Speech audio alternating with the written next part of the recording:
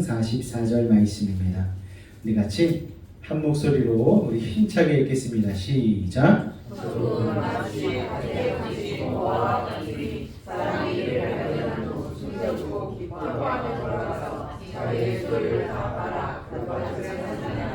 아멘. 소망으로 사는 사람 말씀의 은혜를 나누기를 원합니다. 소망이 있죠. 믿음의 사람은 소망 때문에 삽니다. 어떤 소망이 있느냐에 따라 그 사람의 삶의 질이 달라지고 격이 달라지고 차원이 달라집니다. 여러분은 어떤 것을 소망하며 살아가고 계십니까?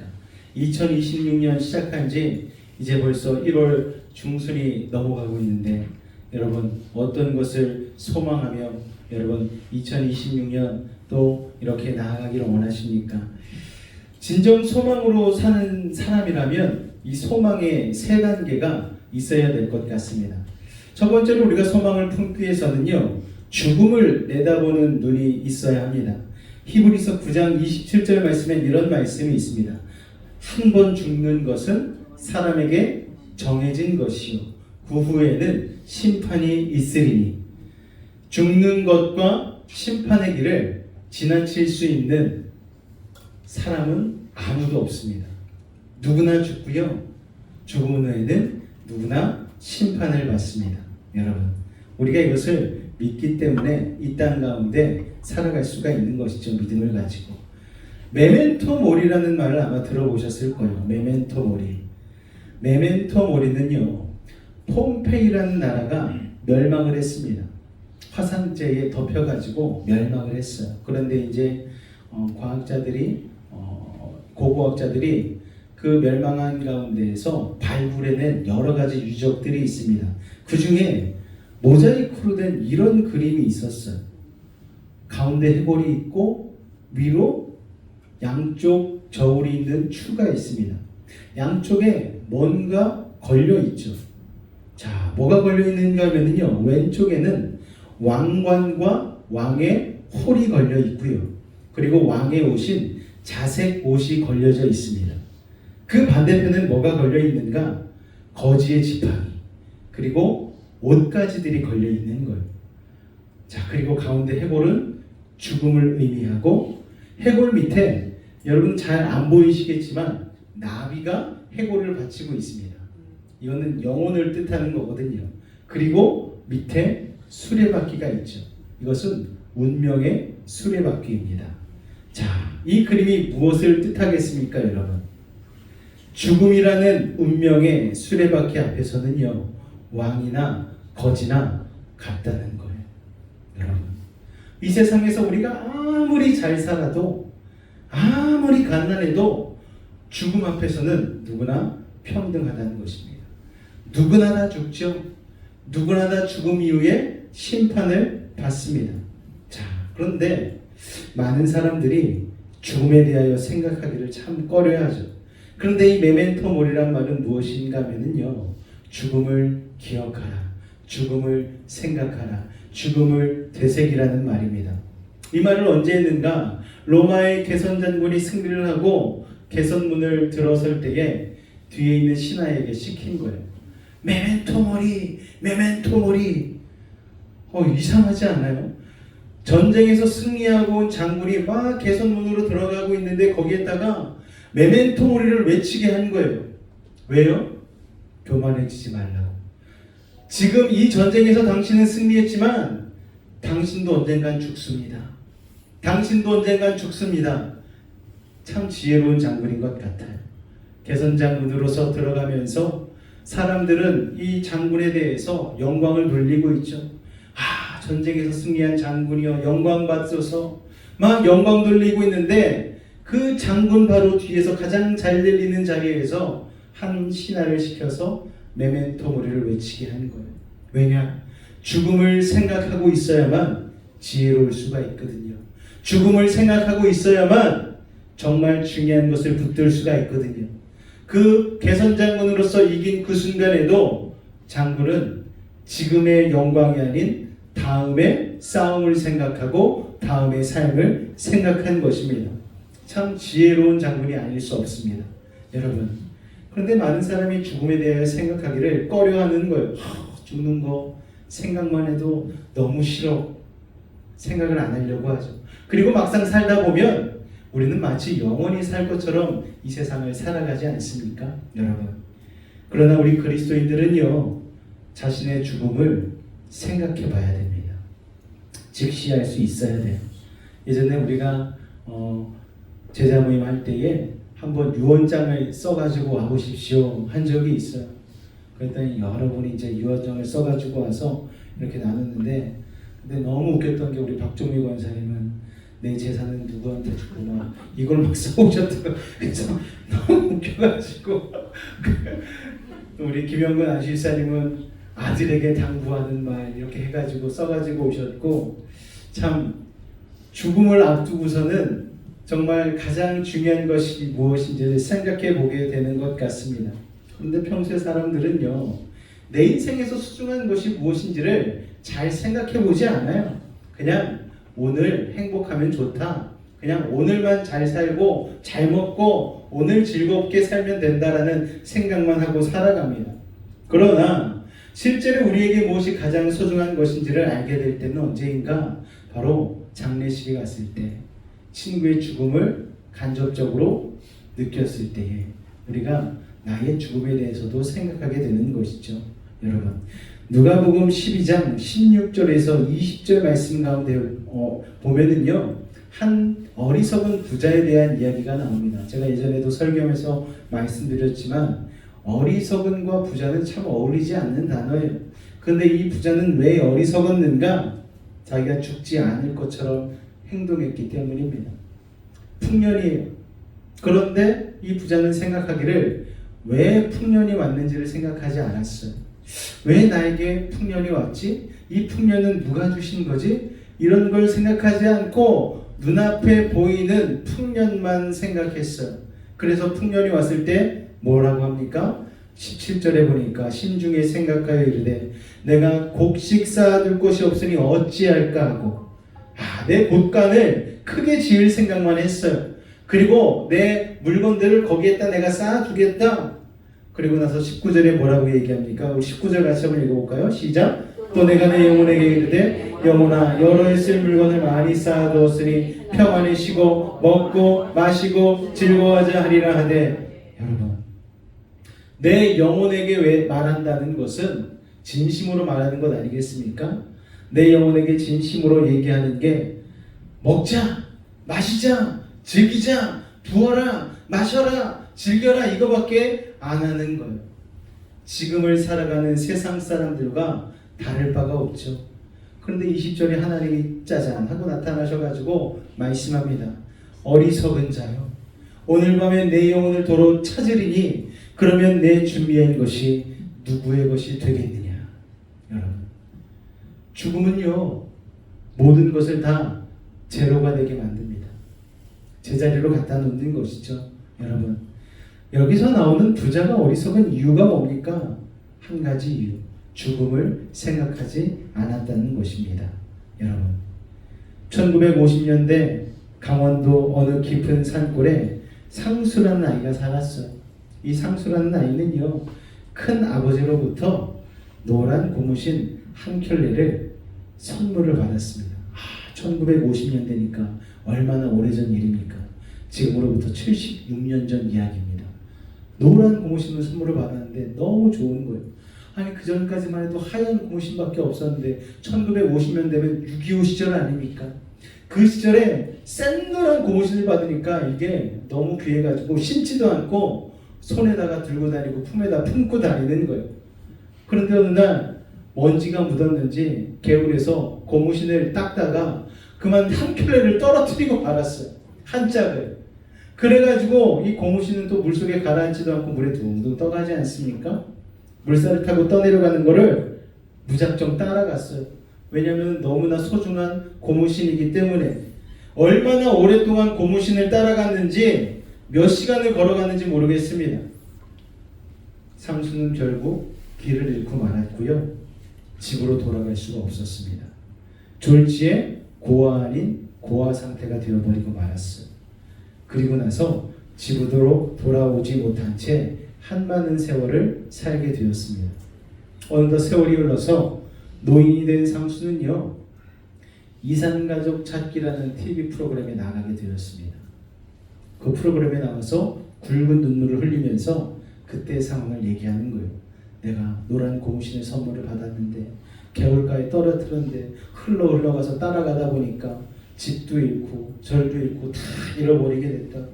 그래서 가족과 헤어지게 됐고 그 이후로 가족을 다시는 만날 수가 없었는데 이산가족 찾기를 하니 내가 내 가족을 찾고자 여기에 나왔다.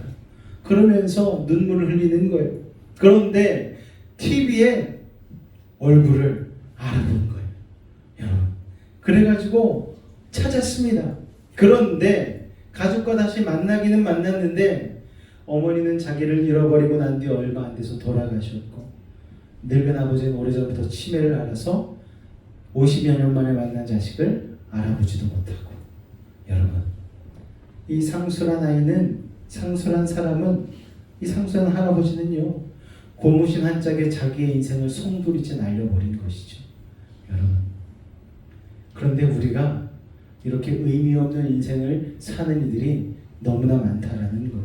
여러분, 헛된 것을 쫓다가 허송세월 보내고 인생의 제대로 된 맛을 보지도 못한 채로 그냥 그렇게 노란 고무신만 쫓다가 끝내는 인생이 생각보다 너무 많다는 것입니다. 여러분, 예수님을 모르는 인생은 노란 고무신을 쫓아가는 상수와 같은 인생 아니겠습니까? 여러분, 우리는요, 죽음을 통해서 진짜 지혜를 깨달을 수가 있는 거예요. 우리가 결국 죽는 존재라는 사실만 바로 깨닫고 있어도 그 인생은 달라지는 것이죠. 그렇기 때문에 죽음을 내다보지 못하면 어리석은 삶을 살 수밖에 없는 것입니다. 여러분, 죽음을 내다볼 때 중요한 것이 무엇인지 깨닫게 되는 것은 누구나 마찬가지죠. 목사도요, 설교가 마지막이라고 생각한다면 얼마나 그 마지막 설교에 혼신의 힘을 다하겠습니까? 내가 마지막 설교に꼭 전해야 될 말씀, 정말 중요한 말씀을 내가 전해야 되겠다 생각하고 정말 열심히 설교를 준비하지 않겠습니까? 만약 이 시간에 여러분에게 내일 핵폭탄이 떨어져서 대한민국이 다 터진다고 생각해 보십시오. 그래서 제가 여러분들에게 유언장을 나눠드릴 겁니다. 유언장을 다 받았을 때 여러분, 유언장을 쓸 시간밖에 없다면 여러분, 그 유언장에 여러분 어떤 말을 남기시겠습니까? 사람들이 유언장을 쓸 때 가장 많이 쓰는 말이요, 두 가지 종류라고 합니다. 미안해요, 용서해 주세요 라는 내용과 사랑해요. 이 두 가지 종류로 나뉜다고 합니다. 실제로 용미리 벽제에 있는 화장터에는요, 하늘나라 우체통이라는 사이버 공간이 있습니다. 여러분, 쳐가지고 한번 들어가 보세요. 그러면은 그 하늘나라 우체통이라는 공간 안에 수많은 사람들이 글을 남겨요. 고인이 된 사람에게 너무너무 아쉬운 마음에 글을 남기는 것이죠. 그 글들을 모아가지고 눈물의 편지라는 책으로 나왔습니다. 그 책에는 평소에 사랑하지 못했던 후회가 아주 절절히 기록되어져 있는 거예요. 거기에는 뭐 이런 내용들이 있어요. 당신에 대한 미움 같은 것 이제는 다 없어졌어요. 당신을 미워했던 것 하나님 앞에 모두 다 속죄하며 살아갈게요. 또 다른 글은 당신이 떠나기 전 2개월 그동안 내가 당신에게 했던 모진 말들 때문에 지금 내 마음 너무나 아프답니다. 그러나 사실 나는 당신을 마음속 깊이 사랑했어요. 또 다른 글은 지훈아, 정말 미안하다. 너의 생전에 따뜻하게 못해준 것이 못내 가슴에 걸리는구나. 네가 한 말, 아버지처럼 안 살겠다고 하던 너의 그 말 영영 지워지지 않는구나. 아버지가 죽은 아들에게 보내는 글입니다.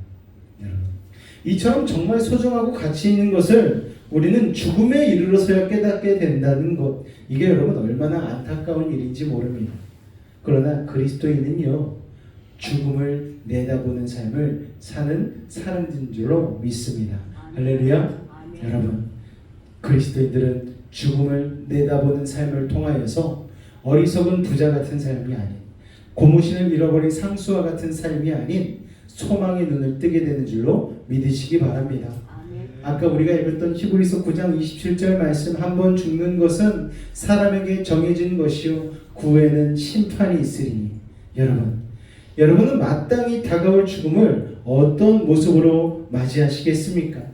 비참한 죽음이 아닌 소망 가득한 죽음을 맞이할 수 있는 믿음의 사람들 되실 수 있기를 주님의 이름으로 축원을 드립니다. 할렐루야. 자, 여러분, 우리가 두 번째 소망에 필요한 것은 무엇인가 하면은 죽음을 바라보는 그 눈 다음에 천국을 바라보는 눈이 필요한 줄로 믿습니다. 이게 소망의 두 번째 단계입니다. 우리 아까 읽었던 말씀 마태복음 13장 44절 말씀 한 번 더 읽겠습니다. 시작.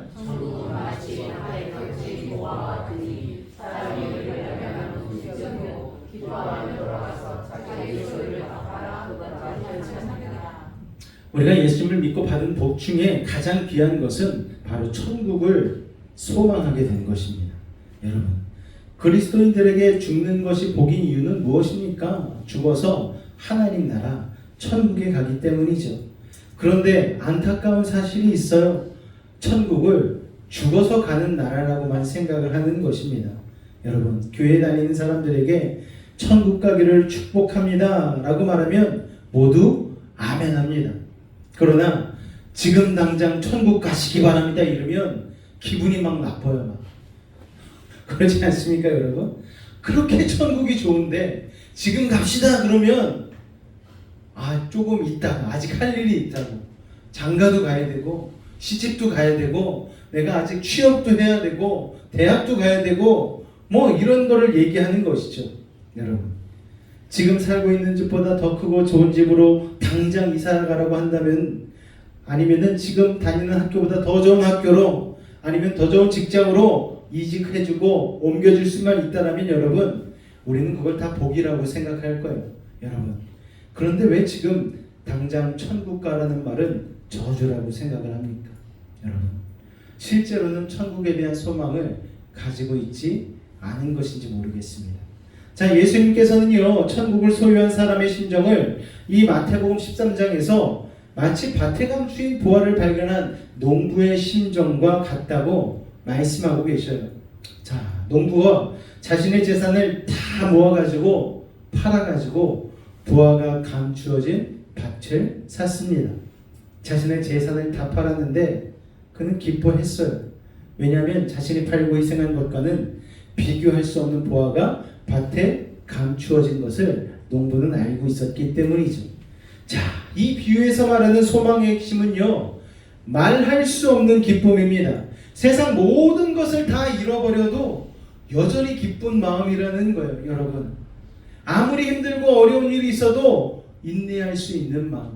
여러분, 지금 여러분이 가지고 있는 소유, 여러분이 가지고 있는 자리, 여러분이 세상 가운데 누리고 있는 것들 다 먼지와 같이 날아가 버린다고 해도 여러분 기뻐하실 수 있으십니까? 한번 곰곰이 생각해 봐야 돼요. 내가 가지고 있는 모든 것들이 지금 다 사라진다 해도 나는 기뻐할 수 있는가? 여러분, 기뻐할 수 있는 소망의 사람 되시기를 주님으로 축원을 드립니다. 우리는 천국을 소유한 사람이 되어야 되는 거예요. 세상 살기가 힘들어서 난 빨리 천국 가고 싶다 이런 분들 계셔요. 그냥 빨리 죽고 싶어요. 주님 나라 가고 싶어요. 이런 분들이 있어요. 여러분, 그건 소망이 아닙니다. 여러분, 자살이 죄라고 믿기 때문에 죽여달라고 구하는 소망은 그냥 교리를 믿는 것에 불과한 거예요. 기쁨이 없기 때문이죠. 오늘 이 자리에 계신 여러분은 죽으면 천국에 갈 확신이 있으십니까 여러분? 오늘 밤에 내가 죽으면 나의 영혼이 하나님의 나라에 들어갈 확신이 있으십니까? 여러분, 이렇게 질문할 때에 이렇게 수줍게 대답하시면 안 되는 거예요. 확신을 가지고 그냥 아멘 해야지. 천국은 어떤 자의 것이다? 침노하는 자의 것이다. 여러분, 일단 대답해 놓고 봐야 되는 거예요. 천국은 일단 가고 봐야 되는 거예요. 여러분, 저는 일찍이 천국과 지옥에 대해서 들었습니다. 죽으면 천국에 간다고 믿습니다. 그저 그게 천국의 소망인 줄 알았거든요. 그런데 오늘 이 비유를 묵상하다가 깨달은 게 있어요. 뭘 깨달았느냐? 어느 날 밭에 감추인 보화를 발견한 농부의 비유를 묵상하는데 이런 생각이 드는 거예요. 나는 과연 믿음의 사람으로서 이 보화를 발견한 농부처럼 과연 기뻐했는가? 여기에는 예스가 안 되더라고요. 나는 그렇게 기뻐하지 못했는데, 그래 뭐 세상 살다가 죽으면 천국 가겠지라는 믿음은 있지만 내가 천국을 소유하고 있다는 이 기쁨을 내가 막 가슴 벅차가지고 막 어찌할 바를 모르고 정말 날마다 막 웃음이 막 피식피식 막 웃으면서 다니고 막 저 사람은 왜 이유 없이 막 실비거리고 다니는 거야. 이 정도로 기뻐하지는 못했다라는 게 사실 아닐까요, 여러분? 여러분 어떠십니까? 천국을 소유하셨죠? 할렐루야? 그런데 날마다 웃고 다니세요, 여러분? 자, 천국을 다른 걸로 바꿔볼게요. 여러분 통장에 100억이 있습니다. 날마다 6,000원짜리, 7,000원짜리 백반만 사 먹어도 100억이 내 통장 안에 들어있으면 웃음이 피식피식 날걸요? 여러분 얼마나 좋아요. 100억이 통장에 있는데. 저는 목사지만 아직도 로또가 됐으면 하는 소원을 꿈꿀 때가 있어요. 참 웃긴 게 로또 돼가지고 뭐 하고 싶냐고 아내가 물어봤을 때 교회를 좀 크게 여러분 이게 뭡니까 도대체. 그래도 다행이에요. 그렇게 대답하는 게 그래도 좀 순수해서. 어떤 사람은 100억 생긴다고 하면 목회도 뭐고 그냥 다 관두고 그냥 저 먼 섬으로 그냥 돈 가지고 가가지고 그냥 한평생 그냥 칵테일이나 빨면서 그냥 마무리하겠다고 그런 사람도 있는데 그래도 다행이지 않습니까? 돈이 100억 생기면 교회를 짓겠습니다. 할렐루야. 얼마나 다행이에요. 여러분. 여러분 생각해보니까 저는 천국에 갈 것은 믿어졌는데 솔직히 보화를 발견한 농부처럼 기뻐하지는 못했던 것 같습니다. 여러분, 허드슨 테일러라는 선교사는 중국 선교의 아버지입니다. 이 딸에게 그레이시라는 딸이 있었어요. 이 딸이 얼마나 이쁘고 착했는지 아버지가 복음을 전하는 모습에 이 딸도 막 감동을 하고 자기도 막 복음을 전했어요. 어느 중국인을 전도하는데 딸이 진심으로 그 중국인을 위해서 날마다 기도를 하는 거예요.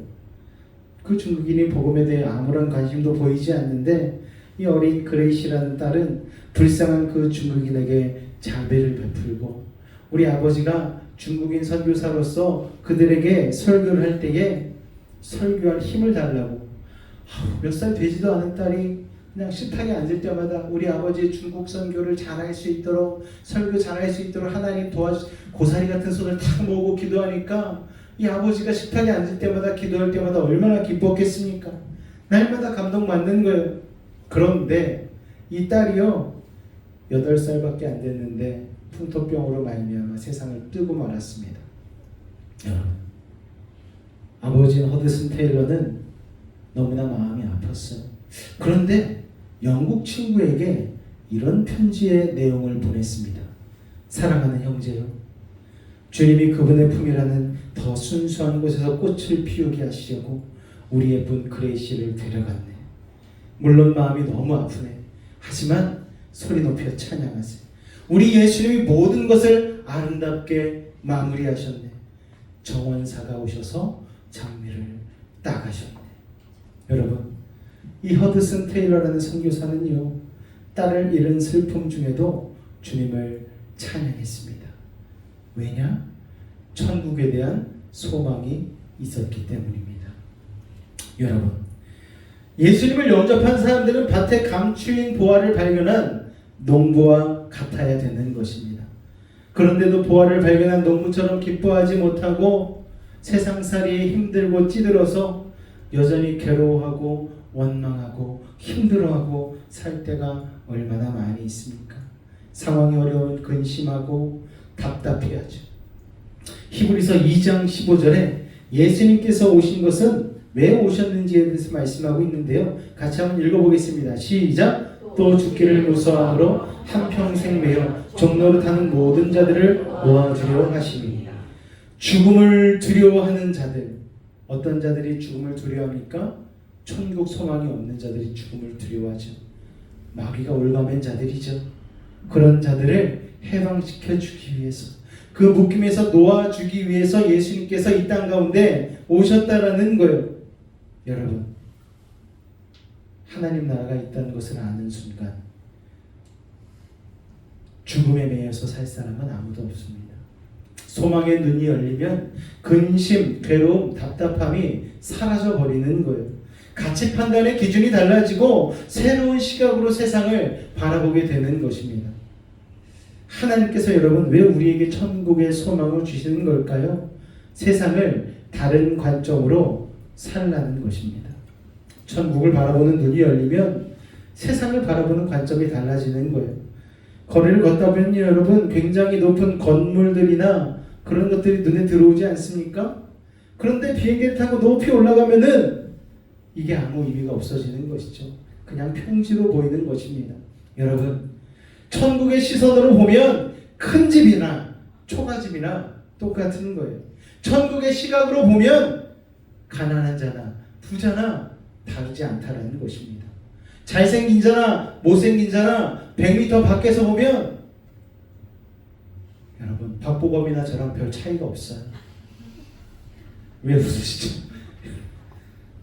그건 아닌가요?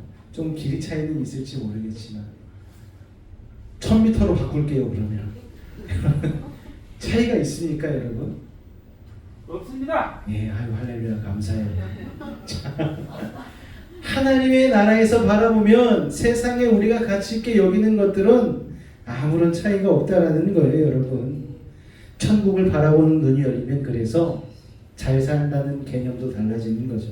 세상 사람들은 돈 많고 좋은 직장 다니고 좋은 지위에 올라가면 잘 산다라고 얘기하지만 하나님을 믿게 되면, 예수님을 인격적으로 받아들이면, 그래서 천국을 소망하는 사람이 되어지면 여러분 진짜 잘 사는 사람이 될 수 있는 것입니다.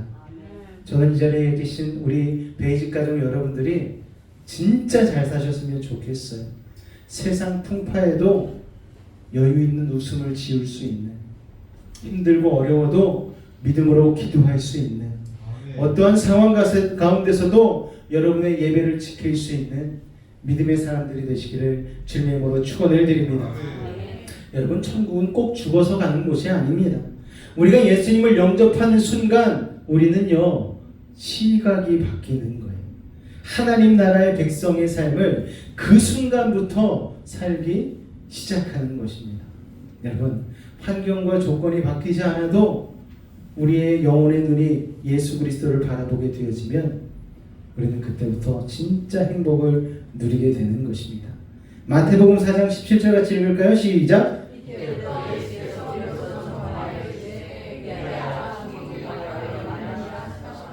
예수님께서 천국이 가까이 왔느니라 하신 말씀은 하나님의 나라가 그분 자신을 통해 이 땅에 임하였다는 말입니다. 예수님은 다른 선지자들처럼 단순히 그냥 천국에 대해서 홍보하러 오신 분이 아니에요. 예수님 자체가 천국입니다. 할렐루야. 그래서 예수님이 내 삶의 주인이 되어주시면 내 삶은 그때부터 천국을 경험하게 되는 것입니다. 천국은 죽어야만 경험할 수 있는 나라가 아니에요.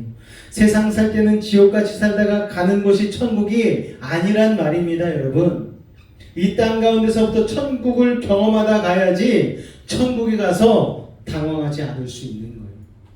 여러분,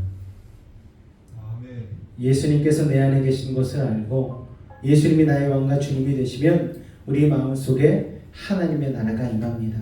왕이신 하나님의 통치가 임하게 되면 그때부터 우리는 천국을 맛보고 살게 되는 것이죠. 그렇게 이 땅에서부터 천국을 맛보고 누리며 살다가 결국 완전한 천국에 들어가게 되는 것입니다. 아까 이곳에 임하신 하나님의 나라라는 찬양을 부를 때에 제가 뒷 배경으로 깔아놓은 우주 그림이 하나 있었어요. 여러분 기억 안 나시죠? 그 그림이 무슨 그림인가 하면은 1997년 허블 망원경으로 우주를 찍었는데 거기에 천국과 비스무리한 형상이 찍혔어요. 300만 광년 떨어진 곳에 위치한 그림이 딱 찍혔습니다. 여러분, 천국의 요한계시록에서 기록하고 있는 천국의 모습과 거의 비슷하다고 그래요.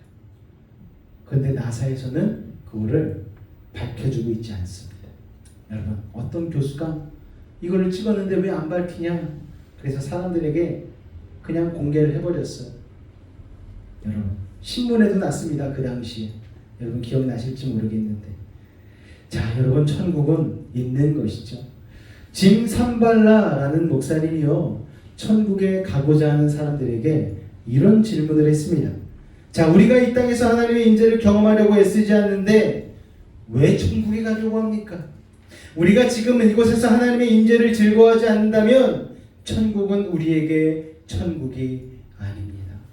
이 땅에서 하나님을 애타게 찾지 않는 사람을 왜 하나님께서 천국에 보내시겠습니까? 여러분, 이건 정말 맞는 말인 것 같아요. 이 땅에서 천국을 사모하지도 않고 이 땅에서 살 때는 죽어라 세상만 쫓았는데 죽어서 천국에 가면 얼마나 괴롭겠어요. 천국에 가면 날마다 눈 뜨면 찬양하고 눈 뜨면 예배드리고 눈 뜨면 주님 곁에 가가지고 주님과 교제해야 되고, 여러분, 이 땅 가운데 소망을 두고 있는 사람은 그게 얼마나 괴롭겠습니까? 그런 사람에게는 천국이 지옥이겠죠.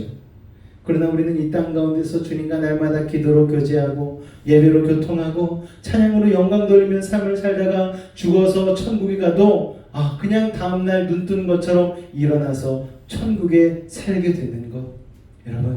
여러분이 그런 삶 사실 수 있기를 주님의 이름으로 축원을 드립니다. 지난번에 에녹 얘기해드렸잖아요. 에녹이 어떻게 해서 죽음을 보지 않고 천국으로 옮겨갔다고요? 하나님의 나라로. 하나님이 날마다 에녹의 집 문을 두드리셨어요. 에녹아 오늘도 놀자, 나랑 같이 가자. 에녹은 날마다 하나님의 손을 붙잡고 산 골짜기 바다 들로 열심히 노러를 다녔습니다. 오늘 하나님이 큰 마음을 먹고 내가 진짜 좋은 데 데려갈게. 근데 너무 멀리 내려갔어요. 해가 졌는데도 돌아올 수가 없는 거예요. 하나님께서 에녹에게 말씀하셨습니다. 에녹아, 나 너랑 헤어지는 게 너무 섭섭하고 싫어. 그냥 이렇게 된 거 나랑 같이 우리 집에 가자. 우리 집으로 가자. 그래서 에녹을 천국으로 데려간 거예요. 그래서 죽음을 보지 않고 하나님의 나라로 옮겨졌다. 이걸 어떤 주일학교 선생님이 아이에게 에녹이 죽음을 보지 않고 옮겨졌다는 것을 설명하면서 이렇게 설명을 해주셨다라는 거예요. 너무 멋지지 않습니까? 여러분, 이 땅에서 열심히 예수 믿고 하나님 나라 소망하며 찬양하며 예배하며 살다가 잠들었어요. 그 다음에 눈 떴는데 주님의 나라가 되는 것, 그게 여러분 에녹과 다르지 않은 삶 아니겠습니까? 여러분, 저는 여러분이 그런 천국의 소망을 품고 사는 믿음의 사람들이 되실 수 있기를 주님의 이름으로 축원을 드립니다. 여러분, 천국이 있고요, 지옥이 있습니다. 지옥은 생각할 것도 없어요. 여러분, 죽음 뒤에 있는 심판 다음에 있는 하나님의 나라를 소망하며 사실 수 있는 믿음의 사람 되실 수 있기를 주님의 이름으로 축원을 드립니다. 흔들리지 않는 소망을 가지고 나아가실 수 있기를 바랍니다. 여러분, 우리가 천국을 품고 있는 것으로 끝나서는 안 되고요, 흔들리지 않는 소망을 갖고 있는 사람은요, 흔들리지 않는 소망을 통하여서 천국에 간 것 그 이상의 것을 추구해야 되는 줄로 믿습니다. 로마서 12장 12절 말씀 같이 있습니다. 시작. 환난 중에 참으며 기도에 항상 힘쓰며. 자, 그리스도인들은 하늘에 속한 사람이에요. 보이는 현실 세계가 있지만 하나님께서는 현실 세계를 넘어서 하나님의 나라를 바라보고 살게 하셨습니다. 자, 하나님께서 우리에게 천국에 대한 소망을 주시는 이유는 유혹과 핍박 앞에서 흔들리지 않게 하기 위함입니다. 그래서 소망은 흔들리지 않는 마음과 관련이 있는 거예요. 이 세상이 전부가 아니니까 어떤 일이 있어도 믿음의 길에 굳게 서라는 거예요. 천국에 대한 소망이 없는 사람들은 마귀의 공격을 견딜 수가 없어요. 작은 유혹과 핍박도 견디지 못합니다. 그러나 천국 소망을 품은 사람은 순교자의 길을 걸을 수 있는 것입니다. 주일날 신의 약단 얘기 해드렸잖아요. 그 사람이 어떻게 그걸 다 내려놓고서 어떻게 자기는 그렇게 순교할 수 있지? 천국에 대한 눈을 떴기 때문에 그게 가능한 거예요. 여러분, 천국의 영광을 본 그는 원수도 사랑하고 순교도 감당할 수 있는 힘이 생긴 거예요. 이처럼 천국에 대한 소망은 세상을 이기는 능력이 되는 것입니다. 할렐루야. 주기철 목사를 고문하던 형사가 너 때문에 지금 모든 사람이 어려움을 겪고 있지 않냐? 너 때문에 지금 교회가 불태워지고 니네 부모가 고생하고 니네 자식들이 지금 여기에 같이 끌려와 있는 것 아니냐? 너만 주님을 부인해라. 너만 예수를 부인하면 내가 너를 놓아주겠다. 너네 가족들도 다 풀어주겠다. 그랬더니 주기철 목사가 이렇게 얘기를 하는 거예요. 나는 이 나라의 법을 지킬 겁니다. 그러나 나는 이 땅의 시민이면서 하늘의 시민입니다. 먼저는 만주의 주시며 만유의 왕이신 하나님의 명령이 우선입니다. 하나님께서 하지 말라는 우상 숭배는 하지 않겠습니다. 모양이라도 내지 않을 것입니다. 그렇지만 이 땅의 백성이기도 하니 당신들의 법을 어긴 대가로 나를 죽이십시오. 나는 죽음으로 당신들이 만든 법의 대가를 달게 받겠소. 주기철 목사님은 그렇게 순교하셨습니다. 빌립보서 1장 29절입니다. 같이 읽습니다. 시작. 그리스도를 위하여 너희에게 은혜를 주신 것은 다만 그를 믿을 뿐 아니라 또한 그를 위하여 고난도 받게 하려 하심이라. 하나님의 자녀에게는 한 가지 분명한 증거가 있는데 그것은 그리스도를 위하여 당하는 고난을 특권으로 생각한다는 거예요. 외국인이 우리나라 군대에 가고 싶어도 갈 수 없듯이 그리스도를 위해 받는 고난도 아무에게나 주어지는 것이 아닙니다. 여러분은 그리스도를 위하여 당하는 고난이 특권으로 믿어지십니까? 여러분, 고난을 특권으로 생각할 수 있는 사람은 하나님 나라에 대해 눈이 열린 사람뿐이라는 거예요. 실제로 초대교회 성도들은 엄청난 핍박을 받았지만 도리어 그것을 기쁘게 생각했습니다. 사도행전 5장 41절 같이 읽습니다. 시작. 사도들은 합당한 자로 여기심을 기뻐하면서 공의 앞을 떠나니라. 여러분, 주님을 위한 고난도 특권이라고 생각하는 사람들은 자녀들에게 그 복의 길을 가라고 격려할 수가 있는 거예요. 세상의 부귀영화를 쫓는 길보다 어렵더라도 사명의 길을 가라고 말해줄 수 있는 것입니다. 내가 하나님 나라에 눈이 뜨인 사람이지는 그것을 보면 알 수 있는 것입니다. 여러분, 어떤 선교사가 기독교 박해하는 중동의 한 나라로 가게 되었습니다. 선교하다가 죽을 각오를 하고 그 나라로 떠나게 되었어요. 하나님께서도 기도 중에 내가 한국보다 더 아름다운 땅을 너에게 허락해 줄 것이다, 그런 음성을 들었습니다. 자신은 순교할 각오를 했어요. 그런데 자기는 순교할 각오가 됐는데 13살 된 아들과 9살 된 딸이 마음에 걸리는 거예요. 그래서 순교할 상황에 내가 항상 대비해야 되겠다는 생각을 가지고 가정 예배 때마다 아이들에게 순교의 복에 대해서 계속 강조를 했습니다. 그러던 어느 날 예배가 끝난 후에 큰아들이 불쑥 아빠 걱정하지 마. 하나님께서 아빠가 순교하게 해주실 거야. 그런 거예요, 아들이. 아들은 아빠가 그렇게 좋아하는 순교를 하나님이 허락해 줄 것이라고 아빠를 격려해 주고 싶었던 거예요. 13살밖에 아들이 안 됐으니 뭘 좀 몰랐던 것이죠. 여러분, 우리는요, 자신은 고생해도 자녀들은 고생시키지 않으려는 마음을 가지고 있습니다. 그러나 그리스도를 위해 살면서 당하는 고난이 특권이라고 믿으면 내 자녀도 그 길을 가도록 축복할 수 있는 거예요. 여러분, 자녀에게 복의 길을 가게 해주고 싶은 것이 부모의 마음이기 때문입니다. 저희 첫째 딸이 총신대에 다니고 있잖아요. 신학생들이 데이트 신청을 가끔 한다고 그러더라고요. 엄마는 말려요. 신학생은 안 된다. 신학생은 안 된다고. 예. 저도 다르지 않아요. 왜냐하면 주의 길이, 주의 종의 길을 가는 게 쉽지 않다는 것을 알고 있기 때문에. 그런데 오늘 이 설교를 준비하면서 마음에 너무 찌르는 거예요. 소망을 품는 사람이라면 내 자녀에게도 그 길을 기쁨으로 가게 권면해 줄 수 있는 부모가 되어야 된다라는 이 설교를 준비하는데, 그러면 앞으로 신학생과 데이트를 하라고 할 때 허락을 해줘야 되겠구나 라는 생각을 하게 되었습니다. 여러분, 자녀에게 복의 길을 가게 해주고 싶은 게 진짜 부모의 마음이죠. 천국 소망의 메시지는요, 여러분, 노인들보다 사실은 청년들을 위한 것입니다. 소망은 온전한 삶, 성결한 삶, 헌신의 삶을 살게 하는 능력이 되기 때문입니다. 예수님을 따르며 고난도 당연하다고 믿으면 그리스도인의 삶은 그 자체가 세상을 향한 메시지가 되는 거예요. 저는 왜 저렇게 맨날 뛰어? 81.5km도 도대체 왜 이렇게 힘들게 뛰는 거야? 그렇게 힘들게 뛰어서 그 돈을 가지고 국립유공자들의 집을 지어주려고 하기 때문입니다. 세상 사람들은 이해를 못해요. 왜 그 힘든 일을 해? 나는 예수 믿는 사람이거든. 예수 믿는 사람이기 때문에 나는 그 일을 하는 겁니다. 저는 당당하게 얘기합니다. 정직하게 살다가 가난하게 된다면 하나님 나라에 가서 부유하게 살면 돼. 하나님 말씀 따라 살다가 세상에서 실패하게 되었다면 하나님 나라에 가서 상급과 영광을 받으면 돼 라고 당당하게 말해줄 수 있는 부모가 될 수 있다면 진짜 하나님 나라를 소망하는 부모가 되는 것 아니겠습니까? 여러분, 그런 믿음의 자세로 살면 하나님께서는 반드시 역사하십니다. 어두운 세상에 빛을 주시고 무너져 있는 세상을 일으켜 세울 사람들로 여러분의 자녀들을 만들어 주실 것이고 우리를 그렇게 사용해 주실 것입니다.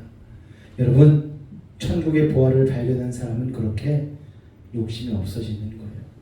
우리가 욕심 때문에 얼마나 많은 일을 그르칩니까? 얼마나 많은 고통을 겪습니까? 욕심을 버리려고 노력도 해보지만 세상의 욕심은 노력한다고 없어지지 않아요. 욕심은 뭘로만 그 욕심을 없앨 수 있냐면요, 더 큰 욕심으로만 대체가 되어집니다. 사도 바울은 욕심이 가장 큰 사람이었어요. 왜냐? 천국을 욕심낸 사람이었기 때문입니다. 밭에 감추인 보화를 발견한 농부가 자기 소유를 아낌없이 팔았던 것처럼 사도 바울은 자기의 로마의 시민권도 팔아버리고 자기의 가말리엘 문화 학파에서 공부했던 자기의 학력도 배설물처럼 내어버리고 자기가 가지고 있던 모든 것들은 예수 그리스도 외에는 아무것도 아닌 것으로 여기고 주님만이 나의 소망 되심을 사도 바울은 외치며 살았던 것이죠. 여러분, 어떤 목사님이 중국에 여행을 다녀왔어요. 중국에 갔는데 1990년대에 중국을 가셨다고 합니다. 여행을. 그런데 중국 백화점에서 가이드가 막 자랑을 하면서 중국에서 가장 화려한 백화점이라고 인도를 해줬다는 거예요. 근데 그때 이미 대한민국에는 신세계, 롯데, 갤러리아 수많은 명품 백화점이 아주 그냥 즐비할 때였어요. 그러니까 그 목사님 눈에 그 백화점이 눈에 들어왔겠습니까? 여러분, 아무런 욕심이 안 났대요. 그러고서 무릎을 탁 치면서 생각한 게 하나님 나라가 바로 이런 것이겠구나. 하나님 나라를 바라볼 수 있는 믿음의 눈이 뜨이면 세상은 아무런 욕심을 내지 않아도 되는 거겠구나 깨달았다는 것이죠. 여러분은 지금 어떤 욕심을 내고 살아가고 계십니까? 여러분, 무엇을 바라보고 살고 계셔요? 오늘 이 시간, 이 짧은 시간이지만 여러분의 욕심을 가장 큰 하나님 나라에 두실 수 있기를 주님으로 축원을 드립니다. 그럴 때에 우리의 삶은 반짝반짝 천국의 빛을 내기 시작할 거예요. 우리의 모든 근심 걱정은 눈 녹듯이 사르르 녹아져 내릴 것입니다. 우리는 기쁨이 임하게 될 것이고 하나님 나라의 소망으로 가득 찬 믿음의 사람이 될 줄로 믿습니다. 할렐루야.